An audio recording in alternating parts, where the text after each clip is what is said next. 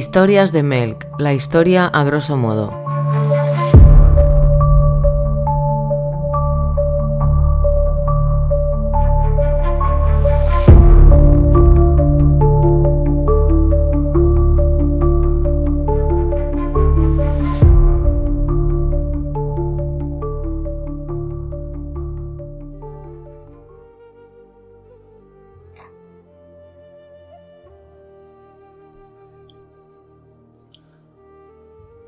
Saludos amigos. Hay fechas en la historia de cada país que son especiales para ellos. Un ejemplo sería el 14 de julio en Francia, que fue el día de la toma de la Bastilla. Otro ejemplo tenemos el 2 de mayo en España, que es cuando hubo el alzamiento contra las tropas napoleónicas en 1808. Pues hoy vamos a conocer una de las importantes en la historia de Irlanda. Una de las importantes y de las más trágicas. Si yo os digo el Domingo Sangriento, seguro que a muchos os viene a la cabeza la canción de Sunday Bloody Sunday de U2, que está basada en la matanza que hubo en 1972, en la que unos paracaidistas británicos mataron a manifestantes pacíficos en Derry, en Irlanda del Norte. Pero hoy vamos a hablar de un Domingo Sangriento, pero no de ese Domingo Sangriento.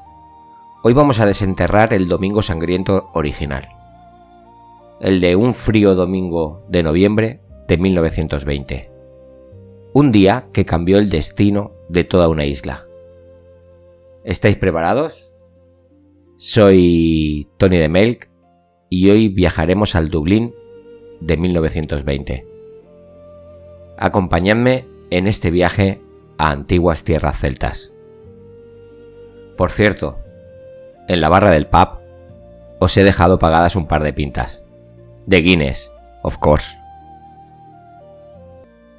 Pero antes de nada habrá que explicar un poco cómo era Irlanda. Desde los inicios, desde allá, desde la antigüedad. No, tampoco voy a... 5 minutos de explicar un poquito cómo es la idiosincrasia y por cómo es que es así.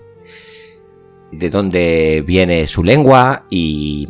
Primero, Irlanda, la isla Esmeralda, es el único punto celta que no fue asimilado.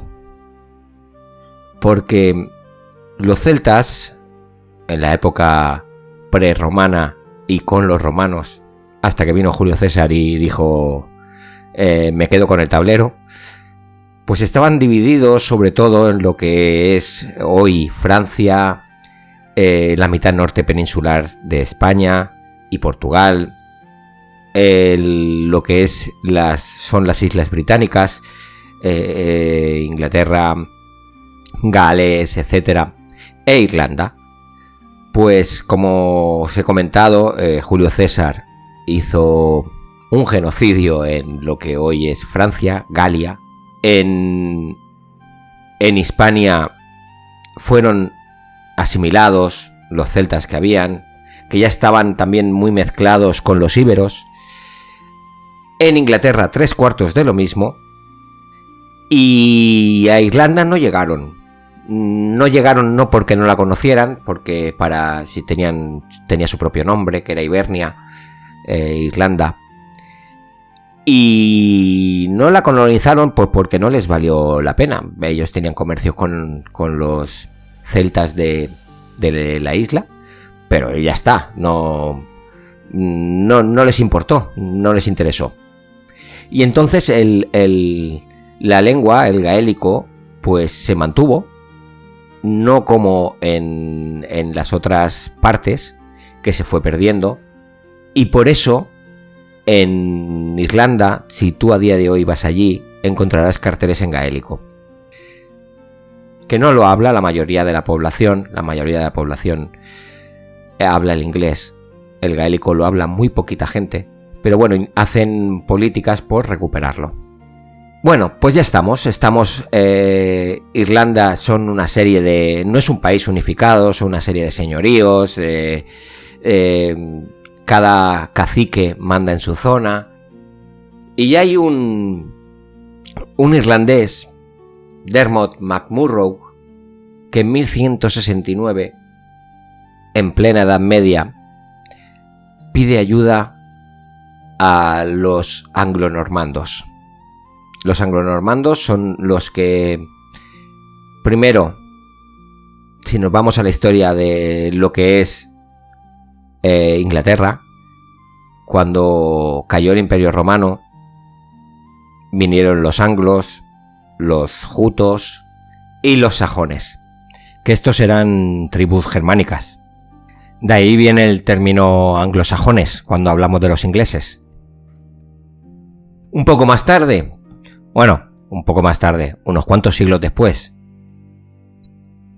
vino un señor de Normandía, igual lo conocéis, un tal Guillermo el Conquistador, e invadió la isla. Me refiero a Inglaterra porque, como Irlanda es otra isla, que no nos liemos. Pues bueno, estamos en 1169, MacMurrough pide ayuda a estos anglonormandos y, bueno, no es buena idea. No es buena idea pedir ayuda a los de fuera porque normalmente siempre ha pasado que meten el pie y ya nunca más se van.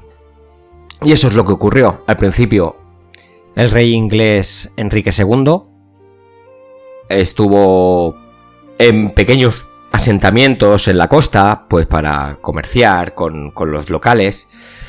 Y quien ya decidió quedarse con la isla fue Enrique VIII. Enrique VIII, el de Ana Bolena, el de Catalina de Aragón, aquel que se inventó una religión, el anglicismo, llegó a Irlanda y la conquistó y se proclamó rey de Inglaterra e Irlanda. Esto fue en 1542. Aquí ya empezaron las primeras confiscaciones de tierras, empiezan a llegar colonos ingleses y escoceses que se asientan sobre todo en el norte, en lo que la zona que se llama, la región que se llama el Ulster. Si vais al Ulster, la capital es Belfast, ya para que os hagáis una idea. Y en 1649, Oliver Cromwell, que era un dictador en Inglaterra, que derrocaron al rey y le cortaron la cabeza, Oliver Cromwell llegó a Irlanda para sofocar una serie de rebeliones.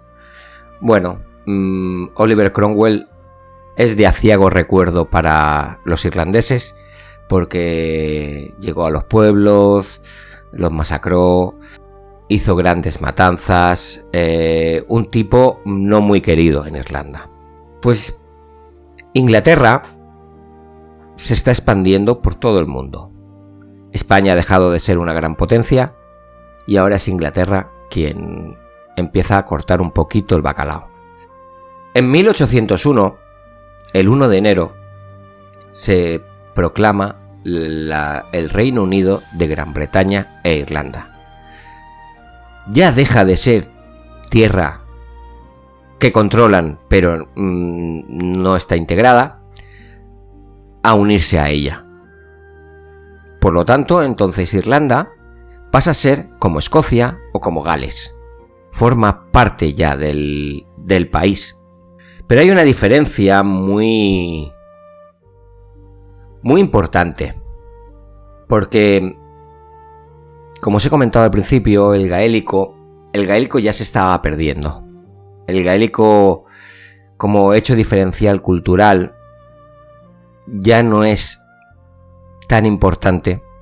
La gente empieza a dejar de hablar gaélico, solamente se habla en las aldeas.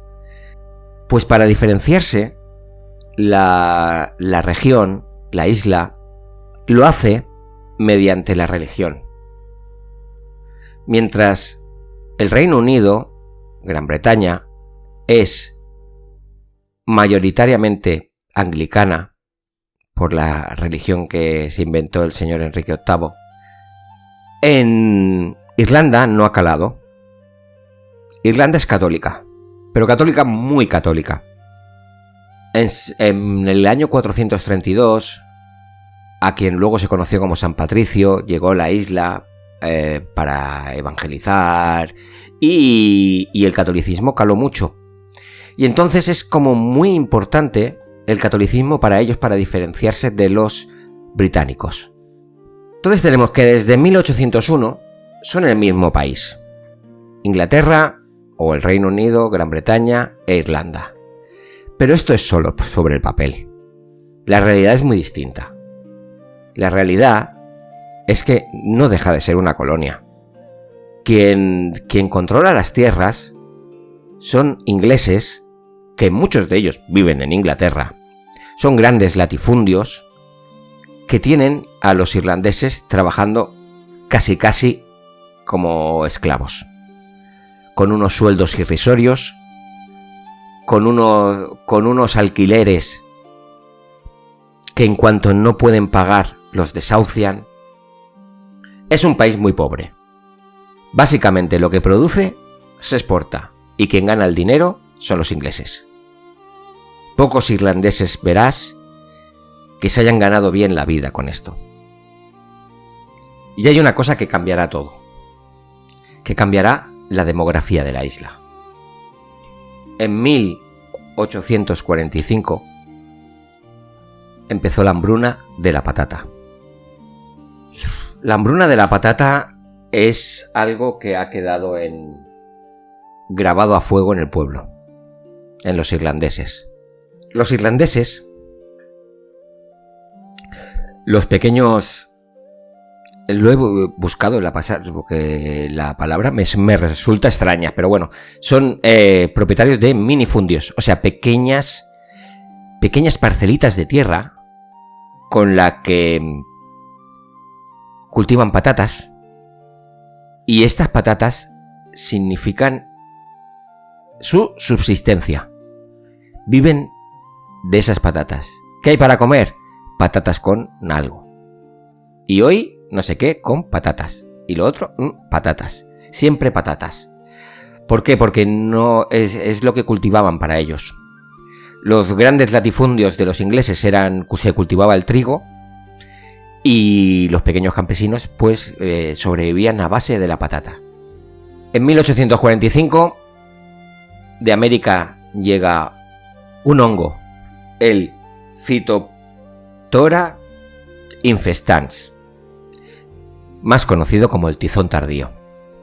El tizón tardío es un hongo que afecta a las patatas y las pudre. Las pudre que no se pueden comer. Se quedan negras. Como comentábamos, estos cultivos, que es de lo que sobrevivían los irlandeses del campo, están muertos. Son cultivos muertos. No pueden hacer nada con él. Esto provocará una hambruna, que los números son muy heavies. 1 millón de irlandeses murió de hambre. Otro 1 millón emigró. Si miráis muchas pelis, por ejemplo Boston o Chicago o Nueva York, tienen muchos descendientes de irlandeses. La idea irlandesa, el sentimiento irlandés está muy arraigado allí. Pues esto es de la gente que emigró a Estados Unidos. Otros muchos emigraron al Reino Unido, sobre todo a Glasgow y a Liverpool. Un ejemplo súper claro de esto es que a los futboleros hay 2 grandes equipos en Escocia. Uno es el Glasgow Rangers y el otro es el Celtic de Glasgow. Mirad los colores con los que van vestidos en el Celtic. Son la bandera de Irlanda. El Hibernian, otro club de Escocia, como símbolo tiene el arpa, que es símbolo nacional irlandés. Todo esto fueron clubs que fundaron los irlandeses que vivían en Escocia, para no olvidar sus raíces irlandesas. También hay una canción, el You'll Never Walk Alone, que utilizan el Liverpool y el Celtic de Glasgow. Todo esto viene de lo mismo, viene de la hambruna de la patata de 1845 a 1852. Pues el resto de irlandeses que se quedaron en la isla son la población que quedó. O sea, imaginad que en 7 años pierdes casi... Os he hecho unos números un poco redondos, pero pensad que la isla, Irlanda, perdió en 7 años de un 20 a un 25% de la población. ¿Y qué pasó? ¿Qué pasó? Los terratenientes ingleses no hicieron nada para evitarla. Porque mientras la gente se estaba muriendo de hambre en la isla, el trigo se seguía exportando al Reino Unido. El trigo que se cultivaba en la isla, en Irlanda, iba directo a Liverpool. Hubo discusiones en el Parlamento inglés, incluso la reina Victoria se quejó de que la política que se estaba llevando a cabo no era la más adecuada, por decirlo de alguna manera. Los políticos ingleses, a ver, entendámonos que había gente que no quería que se pasara eso, pero quien cortaba un poco el bacalao en el tema dijo que bueno, ese es el mercado, es lo que hay, un poco así. Esto creó un resentimiento hacia Inglaterra, hacia el Reino Unido, que ya nunca más olvidarían. Los irlandeses, para ellos esto fue un punto de inflexión, porque somos el mismo país, pero dejáis que nos moramos de hambre. Leí en algún sitio que una mujer llegó a Irlanda y no veía gente. Y a su guía le dijo, no veo a gente por aquí. Lo que sí estoy viendo es que hay perros que están gordos. Estos perros están gordos y están lustrosos. El hombre, el guía, él le dijo, ¿quiere que se lo diga? Habían fosas comunes que enterraban a la gente porque no daban abasto, porque se morían familias enteras. El suelo de Irlanda es muy duro, la gente estaba muy débil y las tumbas estaban casi a ran del suelo. No se hacían profundas. Y estos perros sí que tenían con qué alimentarse. Vamos a llegar a un momento muy importante en esta historia, que es el alzamiento de Pascua. El alzamiento de Pascua de 1916. 1916 estamos en mitad de la Primera Guerra Mundial, o la Gran Guerra como se llamaba en esos momentos. Ya sabéis la carnicería que suponían los campos de Flandes, cómo morían a cientos de miles soldados alemanes, soldados británicos y soldados franceses.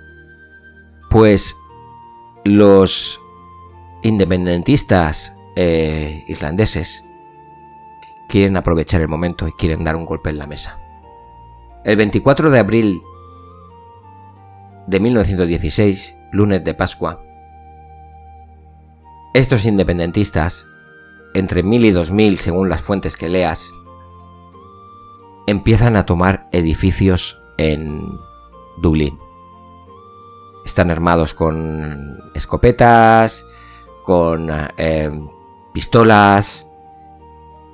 La gente de Dublín empieza a alucinar porque el movimiento independentista no era estaba especialmente arraigado. Sí, eran irlandeses, eran nacionalistas, pero no veían la independencia como algo viable. Estamos hablando que el Reino Unido tenía uno de los ejércitos más potentes y más profesionales del mundo. Desde la oficina de correos, Patrick Pearse proclama la República de Irlanda. La gente en la calle, el dublinés de a pie, alucina con esta insurrección porque no se esperaba. Esto se estuvo preparando durante meses, pero muy en secreto, la gente no la conocía. Y os digo que la gente no era especialmente independentista porque solamente funcionó en Dublín. En ninguna otra ciudad triunfó esta insurrección. Los insurrectos pensaban, bueno, el Reino Unido está metido de lleno en la Primera Guerra Mundial, no van a poder responder. No nos vamos a hacer con el poder de golpe, porque sabemos que no va a ser así, porque nosotros vamos con pistolas y con escopetas, con rifles, y los ingleses, bueno, tienen un ejército. No vamos a poder, pero como ellos están enfrascados en la guerra, no pueden pararnos ahora, pues llegaremos a algún tipo de acuerdo. Haremos una mesa de negociación y llegaremos a algún tipo de acuerdo. Las calles se llenan de barricadas, hay enfrentamientos con la policía. La policía era el RIC, el Royal Irish Constabulary. Lo llamaré RIC porque Constabulary me cuesta un montón decirlo. Pues los enfrentamientos con el RIC y con las pocas fuerzas del ejército que habían destinadas en la isla, porque esta es otra, el RIC mayoritariamente son irlandeses católicos los que trabajan allí en la policía, porque, oye, un sueldo seguro, comida en casa todas las noches, ¿para qué quiero más? Tampoco es un sitio especialmente peligroso, pues eres un policía. Pues ahí está, estos enfrentamientos, empiezan a morir gente. La cosa escala hasta durar 5 días. El ejército se pone serio y empiezan a pasar cosas. Empiezan a pasar cosas como que el ejército británico bombardea el centro de Dublín. Ya os podéis pensar que no son bombardeos milimétricos. Apunta para allí que más o menos debe estar ahí el edificio. Pues un poco así. El centro de Dublín quedó devastado. Murió muchísima gente. Se bombardeó incluso desde barcos, desde el puerto. Los números de esta insurrección fueron... Entre policías y soldados murieron 143. De los rebeldes murieron 82. Pero hubo entre 250 y 300 civiles muertos. Por fuego cruzado, por los bombardeos. Esto empezó un lunes, el sábado, Patrick Pearse se rindió. Rindió la insurrección. Él dijo que lo hizo porque estaba viendo que moría mucha gente inocente y que este no era el plan. Que estos bombardeos iban a destrozar la ciudad. Cuando se rinden, los detienen, se los llevan. La gente en la calle, atentos a esto, la gente en la calle los escupía y les insultaba a los insurrectos. Porque no concebían por qué estaban haciendo eso cuando habían millares de irlandeses, de chavales jóvenes, que estaban luchando en Flandes, mano a mano con los ingleses. ¿Y qué les iba a suponer a ellos que ya no iban a tener solamente un enemigo, sino también iban a tener enemigos en la retaguardia con los ingleses? Ya no solamente lucharían contra los alemanes. Y aquí es cuando el Reino Unido empieza a tomar decisiones muy fallidas. A los 16 líderes de esta insurrección, apenas sin un juicio, en muy poco tiempo, los ejecutan con pelotones de fusilamiento. Ejecutan a Patrick Pearse, ejecutan a James Connolly, un socialista que se había unido a esta rebelión, más que por nacionalismo, por un tema socialista. James Connolly estaba herido, estaba hecho polvo, lo fusilaron sentado en una silla. Mataron a William Pearse, hermano de Patrick. Patrick era el líder, William Pearse era uno más. Y lo ejecutaron porque quedaba bien matar al hermano del líder de los insurrectos. Y esto no cayó demasiado bien. Otra cosa con la que los ingleses la cagaron es que se llevaron a cerca de 3.000 personas a campos de prisioneros en Gales y en Inglaterra. Muchos de estos prisioneros no tenían nada que ver con esta rebelión, con la insurrección del lunes de Pascua. Y la percepción de la gente empieza a cambiar, porque ven que la reacción del gobierno británico es desmedida. No se están comportando como un gobierno legítimo, sino se están comportando como una fuerza de ocupación. Al final, a los que están en campos de prisioneros, como campos de prisioneros de guerra, al año y pico los van liberando por la presión de que hay incluso gente en Inglaterra que dicen que qué están haciendo. Pero si ya fue una cagada detener a más de 3.000 personas que muchos no tenían nada que ver, también fue otra cagada ponerlos todos juntitos en un campo donde allí hacen reuniones. Y el odio al británico se acrecenta. Cada vez es más visceral. Y allí tienen todo el tiempo del mundo para organizarse. Cuando vuelvan, se lo van a tomar en serio y van a hacer las cosas de otra manera. Allí tenemos a gente como Eamon de Valera, Michael Collins, y se van a preparar para cuando llegue el momento. Y el momento va a llegar en 1918. Elecciones generales en el Reino Unido. En estas elecciones hay un partido nuevo que arrasa en todas partes de Irlanda, menos en el Ulster, que en el Ulster es de mayoría unionista, de mayoría anglicana, de mayoría protestante. El partido que gana las elecciones se llama Sinn Féin. El Sinn Féin, que viene a significar algo así como nosotros mismos o nosotros solos, arrasa, pero arrasa de una manera bárbara. Claro, estas elecciones ahora lo que tienen que hacer es irse a Westminster, que es el Parlamento británico, este que están todos juntitos y muy sentados, la Cámara de los Comunes y todo este tipo de cosas. Tienen que ir allí y defender sus ideas. ¿Pero qué hacen? No van. La política que han cogido es crear su propio parlamento, porque Irlanda no tiene parlamento.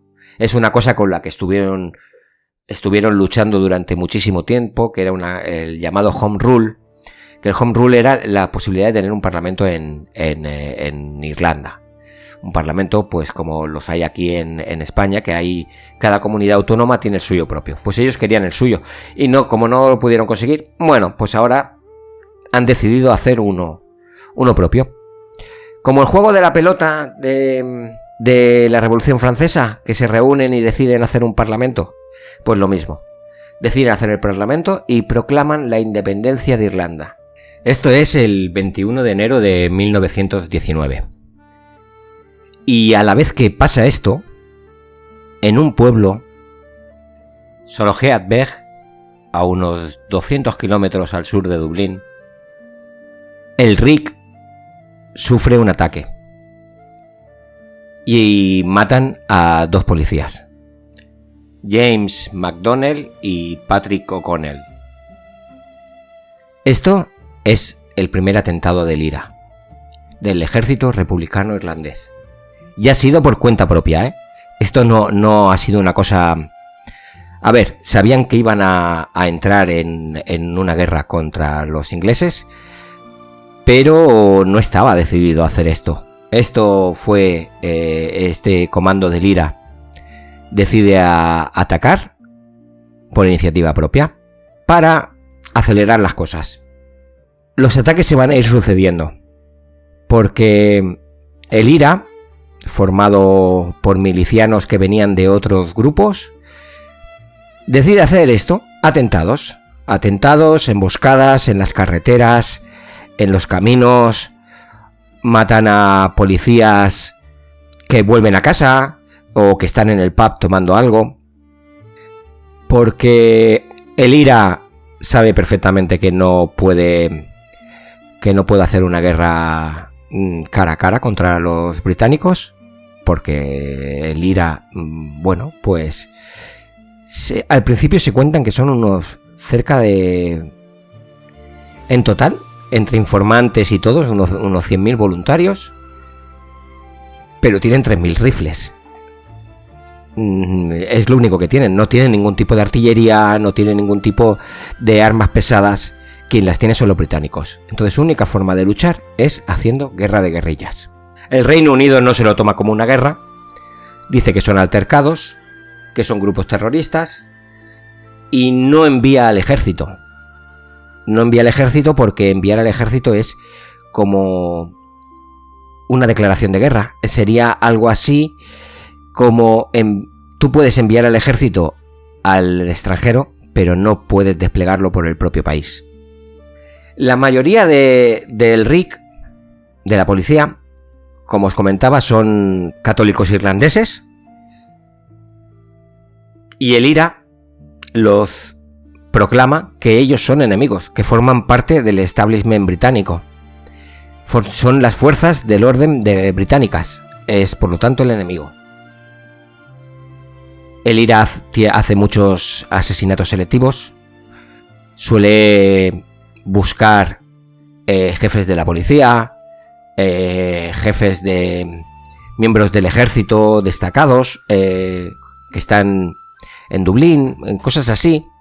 Y aquí otra vez el gobierno británico mete la pata. Porque ¿qué hace? Ilegaliza el parlamento que han montado los irlandeses. El Dáil Éireann. Perdón mi gaélico. El Dáil Éireann es este parlamento, y en este parlamento no todo el mundo está a favor de la lucha armada.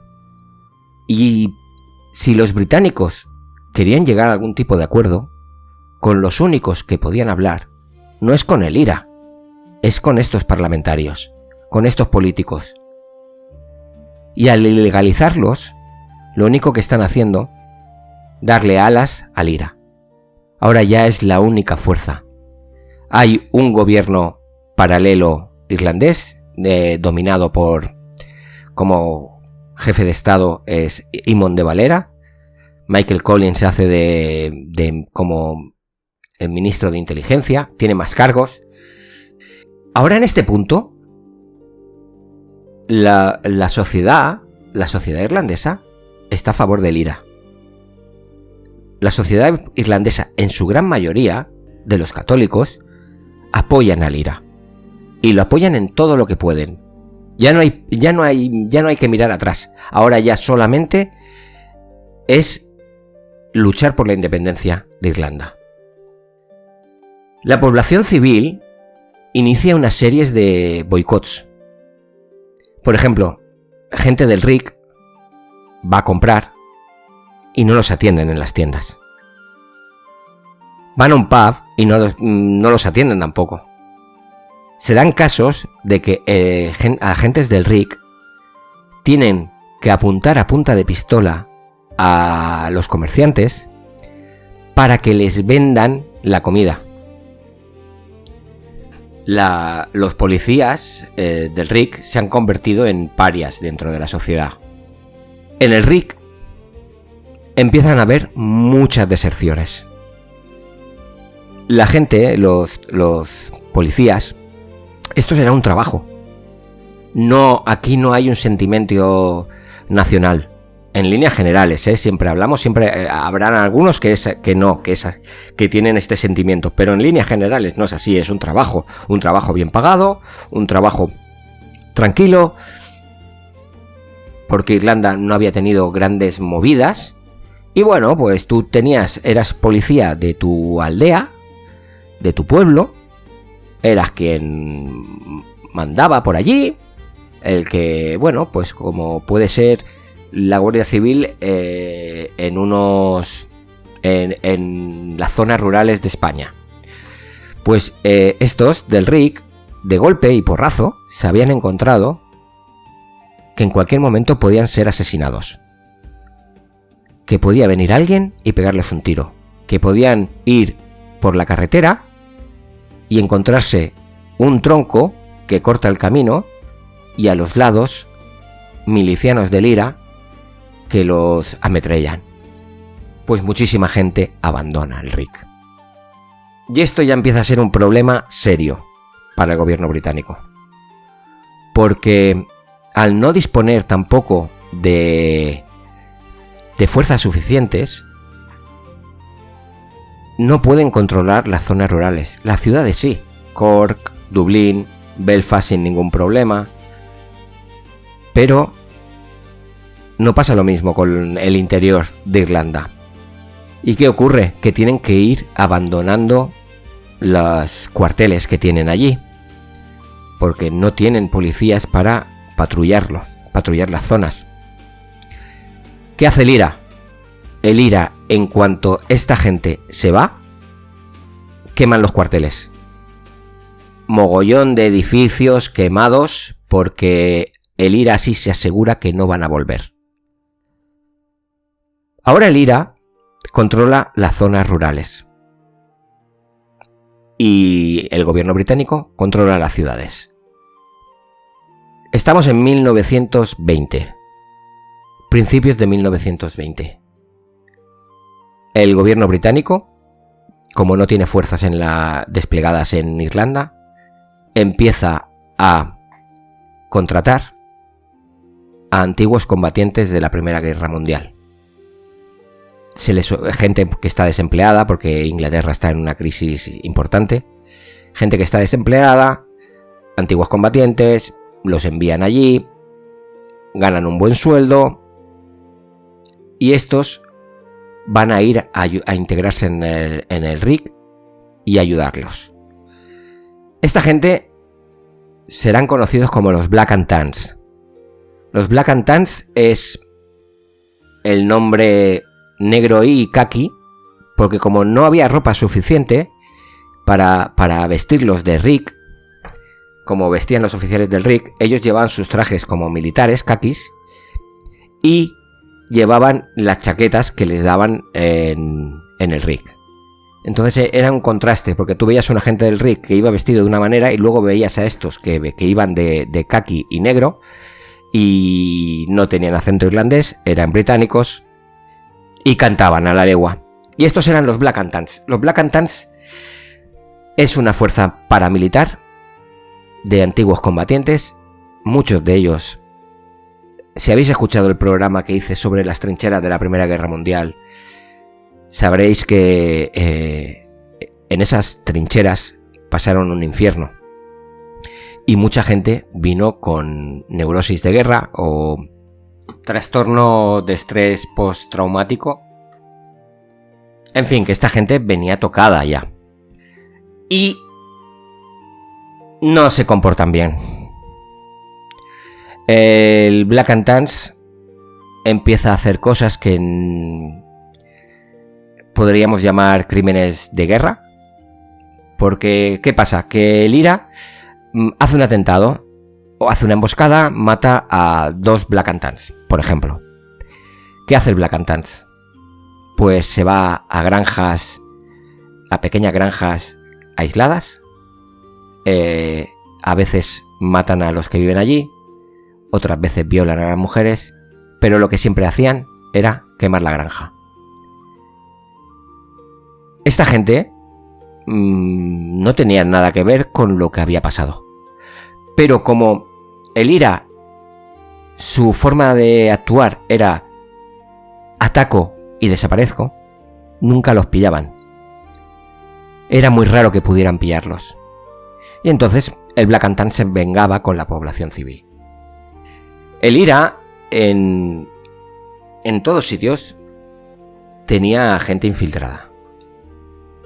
Porque por toda Dublín, que es donde estamos más centrados hoy, tú ibas a tomarte un café y esa camarera que te atendía podía ser, si no un miembro, informante del IRA. Apuntaba las conversaciones que hablaba.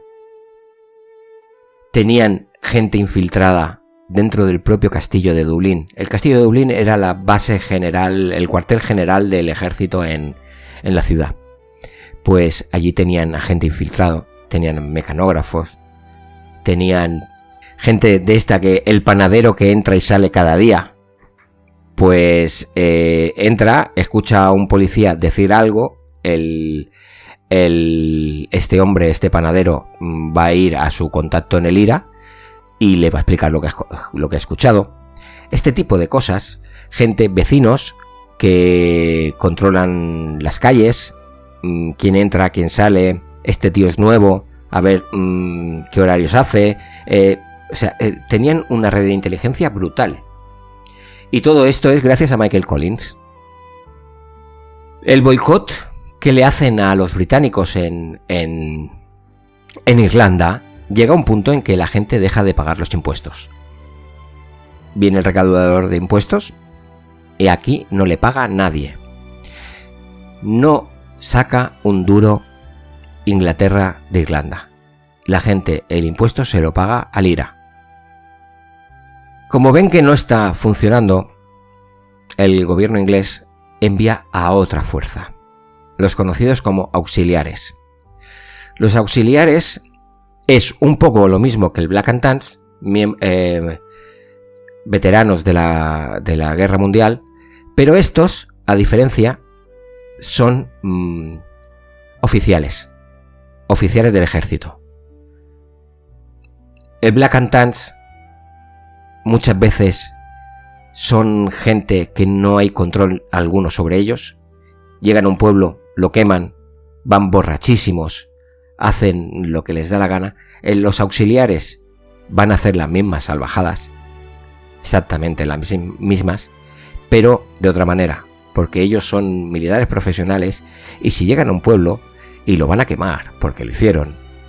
Un ejemplo es que quemaron el centro de Cork, el centro de la segunda ciudad de Irlanda. Bueno, en ese momento la tercera, creo que Belfast era la segunda. En ese momento queman el centro de Cork, centro de la ciudad. Bueno, pues estos lo hacían de forma militar, o sea, cortaban las salidas, los interrogatorios sabían cómo tenían que hacerlos, no como el Black and Tans, que a lo mejor se les iba la mano y se cargaban a quien fuera. Muchas cosas así. Pues los auxiliares provocaban mucho miedo en la población civil. Bueno, y en los Black and Tans igual. Estamos cerca de final del año de 1920. Ha habido una serie de redadas por parte de los británicos y han conseguido unos papeles en los que están las direcciones y los nombres de más de 200 miembros del IRA. Michael Collins necesita dar un golpe de efecto. Necesita que, aunque hayan conseguido los nombres y las direcciones, no puedan llevar a cabo las detenciones. Y ya han preparado un plan y ya saben lo que van a hacer. Ese plan se va a ejecutar el día 21 de noviembre, domingo. 8 de la mañana del 21 de noviembre. En una iglesia céntrica de Dublín, en la puerta se reúne un grupo ultra secreto del IRA. Este grupo se llama The Squad, o como también los conocen, los apóstoles. Tienen una misión concreta. Una misión que no conoce nadie. van a acabar con la inteligencia británica de Dublín. Van a acabar de golpe con todos los agentes que hay desplegados en la ciudad. Collins llegó a un punto de manejar una lista de hasta 50 objetivos. Pero esa lista se fue reduciendo porque no querían equivocarse. La serie de seguimientos que habían hecho a gente que creían que podían ser miembros de esta inteligencia militar británica, si tenían la mínima duda, a esa persona no la iban a ejecutar. No la iban a ejecutar porque eso sería meter la pata hasta el fondo. La lista está reducida a 14 objetivos, que están repartidos por la ciudad. Estos espías están en hoteles, en apartamentos alquilados, habitaciones alquiladas en moteles, en pensiones, incluso algunos han venido con su familia. Tienen un nombre, son la Cairo Gang, la banda del Cairo. Hay dos razones, o sea, dos versiones de por qué se llaman así. Una es que se reunían en un café que se llamaba Cairo, en Dublín, o también porque habían sido agentes de inteligencia en la Primera Guerra Mundial en la zona de Palestina, y se les puso ese apodo. No se sabía ciencia cierta cómo fue. El caso es que esta gente canta un poco, porque son británicos, tienen un acento distinto, tienen una forma de hablar diferente, y siempre han levantado sospechas. La acción está coordinada para ejecutarse a la misma hora con todos los objetivos, para que no les dé tiempo a avisarse unos a otros. Está coordinada para ejecutarse a las 9 de la mañana. En principio iba a ser por la tarde, porque por la tarde se iba a jugar un partido de fútbol gaélico en Croke Park, en el estadio, que iba a concentrar a mucha gente, la ciudad estaría más despejada y los miembros de los apóstoles podrían moverse mucho más rápido y que lo viera menos gente. Pero es que algo pasó el día anterior. El 20 de noviembre son detenidos 2 cabecillas del IRA de los que habían preparado el ataque. Los que habían organizado el ataque, dos de los cabecillas, son detenidos juntos con un civil. Claro, Michael Collins tiene que adelantar esto porque sabe que tarde o temprano sus hombres van a hablar. Y se va a ir al traste toda la jugada. 9 de la mañana. Se empiezan a ver cómo hombres entran en edificios armados con pistolas, entran en las habitaciones de estas pensiones y ejecutan a los miembros de la Cairo Gang mientras estaban en las camas. Algunos intentan resistir, pero también es ejecutado y consiguen matar a los 14 miembros. Hay algún muerto más que no es que sea de la Cairo Gang, pero es que los ataques no se ajustan todos al mismo tiempo. En principio son a las 9, pero hay algunos que empiezan un poco más tarde, a las 9 y 10, o la resistencia, 9 y 20. No es todo al mismo tiempo. La noticia corre rápido, algunos salen a avisar a otros, y mientras van a avisar los miembros del IRA ya están allí y los matan. En total hay 14 muertos. Todos los que son espías británicos que no han sido atacados van corriendo al castillo de Dublín a protegerse. Y en el castillo de Dublín se toma una decisión. Hay que tomar represalias. Según un testigo, miembro de la Cairo Gang, sobreviviente, según él, explicó cómo se determinó qué acción iban a cometer. Tenían 2 opciones: ir a la calle Sackville, una de las calles principales de Dublín, y hacer redadas indiscriminadas, o ir a Croke Park por la tarde, que se iba a celebrar un partido de fútbol gaélico, entrar en el campo y hacer redadas. Bueno, tiran una moneda al aire y sale Croke Park. A las 14:45 es programada la hora para que empiece el partido entre los equipos de Dublín y Tipperary. El partido va a empezar con retraso porque hay una aglomeración bestial de gente, de entre 10 y 15.000 personas van a ver el partido. Es en medio de una guerra, una forma de escapatoria, de salir de la rutina. El partido empieza a las 3:15 y justo a esa hora una fuerza mixta de militares británicos, policías del RIC y auxiliares y Black and Tans llegan al estadio en camiones. La orden es detener el partido y registrar a la multitud en busca de armas y los autores de los asesinatos cometidos por el IRA. Las fuerzas militares despliegan camiones y bloquean las calles adyacentes al estadio y lo rodean.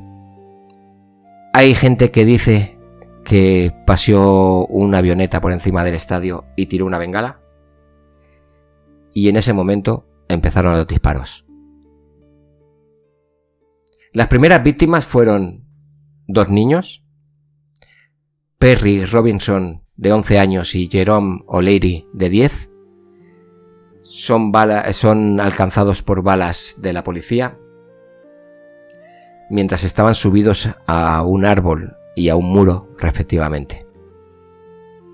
La policía entra en el estadio y empiezan a disparar indiscriminadamente contra el público.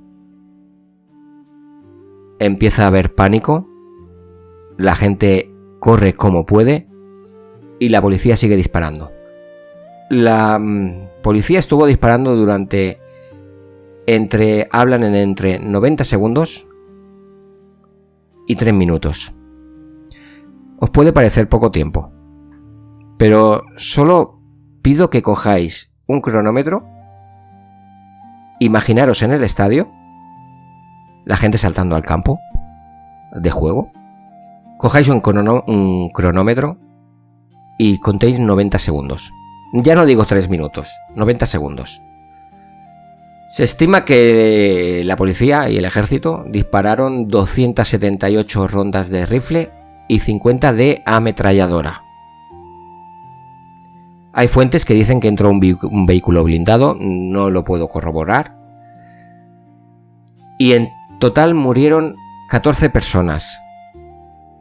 Una de ellas, un jugador del Tipperary, Michael Hogan, que fue tiroteado mientras iba agachado intentando salir del campo.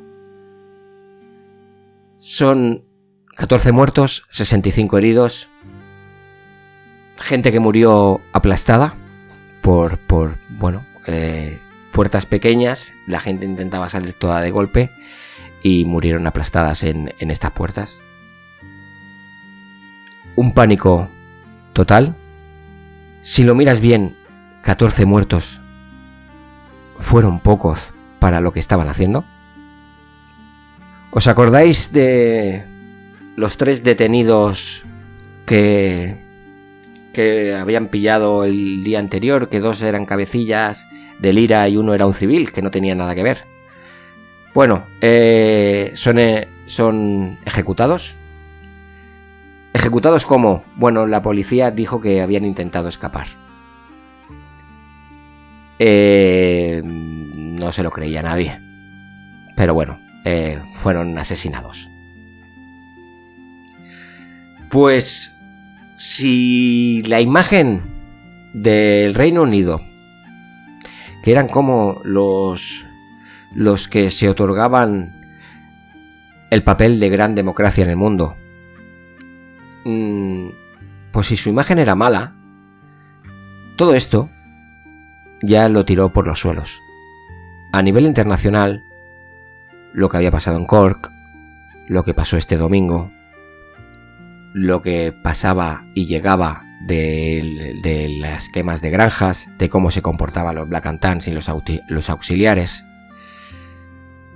Esto cada vez estaba peor mirado, pero ya no solamente en el exterior. En la propia Inglaterra, en el propio Reino Unido, se empezaron a alzar muchas voces contra esto, contra cómo se estaba comportando el ejército británico. A cada acto que hacían los británicos, más gente se unía al IRA. Pero esto no podía durar eternamente. La guerra fue durando casi un año más. El IRA estaba agotado, no tenía suministros suficientes para afrontar la guerra. Los ingleses también, su imagen era patética de cara a todo el mundo. Y se inician unas conversaciones de paz. Quien las va a llevar por parte del IRA va a ser, de los irlandeses, va a ser Michael Collins. Y llegarán a un acuerdo el 6 de diciembre de 1921. El acuerdo conlleva que de 6 de los 9 condados del Ulster se van a quedar en el Reino Unido. Harán un referéndum más adelante y ellos decidirán. Este referéndum se hizo y este referéndum lo ganaron de que se quedarían con el Reino Unido porque la mayoría eran unionistas, la mayoría de la gente que vivía en el Ulster. La guerra en el Ulster ha sido muy distinta. Allí quien lo pasó muy mal fueron los católicos. Muchísimos tuvieron que abandonar la zona de Belfast porque podían ser asesinados en cualquier momento, la quema de sus casas, etc. Reino Unido se queda con esos 6 condados del Ulster. El resto se va a independizar, pero bajo condiciones. Sobre el papel, van a continuar bajo dominio inglés. Se integran en la Commonwealth y van a quedar a un estilo lo que es Canadá y Australia. Algo así. El rey inglés seguirá siendo el jefe del Estado. El Parlamento irlandés tendría que jurar fidelidad al rey. Esto para los parlamentarios del Sinn Féin, para muchos era muy difícil de tragar, porque ellos estaban luchando por una república de Irlanda, y ellos consideraban que era o todo o nada. David Lloyd George, el primer ministro británico, le dijo a Collins: esto es lo mejor que te voy a dar. O firmas o vamos a enviar todo lo que tenemos. Collins consideró que tenía que firmar. Y tan pronto salió de la reunión, Michael Collins dijo: he firmado mi propia sentencia de muerte. Este acuerdo provocará una segunda guerra, y esta vez será una guerra civil, entre partidarios del tratado y los que estaban en contra. Una guerra que duró entre 1922 y 1923. Una guerra entre camaradas, gente que había luchado junta contra los británicos. Esta guerra ganaron los que apoyaban el tratado. Pero Michael Collins, como bien predijo, fue asesinado el 22 de agosto de 1922. Solo tenía 31 años. Y nunca acabó de ver a su Irlanda independiente. En Twitter, @melcaniano, con K. Bueno, Eamon de Valera ganó las elecciones en 1932 y él era de los que luchaba contra Michael Collins en esta guerra civil. Ganó las elecciones en 1932, algo muy sorprendente en el sentido de que gente que se había matado entre ellos, este era el líder de los que había perdido la guerra. Él se pudo presentar a elecciones y todo, o sea, no, súper bien, muy bien, la verdad. Y poco a poco, Irlanda, pasito a pasito, fue desatándose del corsé de la corona inglesa, hasta que llegó un momento que consiguieron la separación total y pudieron proclamar la República de Irlanda. En el Ulster ya sabéis que siguen mandando los británicos. Hubo desde el año 69 graves problemas. El IRA, que luego era IRA provisional, se refundó en el Ulster, en Irlanda del Norte, y hubo luchaban contra los británicos. Luego habían fuerzas paramilitares de la VF, de pro británicas, unionistas. Bueno, ya sabéis lo que pasó, que todo se acabó más o menos en 1998 en los acuerdos de Viernes Santo. Y hoy por hoy, pues la cosa está tensa allí, en esa zona. Irlanda es un país independiente, pero Irlanda del Norte pertenece al Reino Unido y tiene pinta de que será así por mucho tiempo. Croke Park, el estadio donde ocurrió la matanza, se siguen disputando partidos de fútbol gaélico y bueno, todo tipo de deportes de raíz celta, pues se siguen haciendo allí. Una de las gradas de Croke Park se llama la grada de Hogan, que en homenaje al jugador del partido, que era del Tipperary, que murió asesinado. Allí se hacen conciertos. Allí ha tocado Bruce Springsteen, Ed Sheeran y nada más. Espero que os haya gustado. Ya sabéis mis redes, que las tengo en la caja de descripción, el grupo de Telegram, todas esas cositas, las canciones de Spotify. Vale. No lo digo y lo dejo escrito. Lo dejo escrito porque si no, chafo, ¿cómo se dice? Chafar la guitarra. O chafo la guitarra. Hay un par de pelis que sí que me gustaría recomendar, que es Michael Collins, de 1996, con Julia Roberts y Liam Neeson. No lo he apuntado, creo que el director es Neil Jordan. Luego tenemos El viento que agita la cebada, de Ken Loach, con Cillian Murphy, el de los Peaky Blinders, que no se dice Cillian, que lo he mirado, se llama Cillian Murphy, de los Peaky Blinders. Una peli muy chula. Esta se centra más en la guerra civil entre 1922 y 1923. Luego tenemos el programa Amigo del Averno de la Historia. Tiene un par de programas que no tocan este tema, pero tocan cosas que están relacionadas. Tienen uno sobre la hambruna de Irlanda, la de la patata, y tiene otro sobre James Connolly. Entráis en su perfil, el Averno de la Historia, en iVoox, Spotify o donde queráis, y allí lo encontraréis. ¿Qué más? Opa, no tengo nada más apuntado. Pues nada, que lo dejamos aquí, que nos vemos en el siguiente episodio. Adiós. Ah, sí, que me olvidaba. Este ha sido el programa número 49.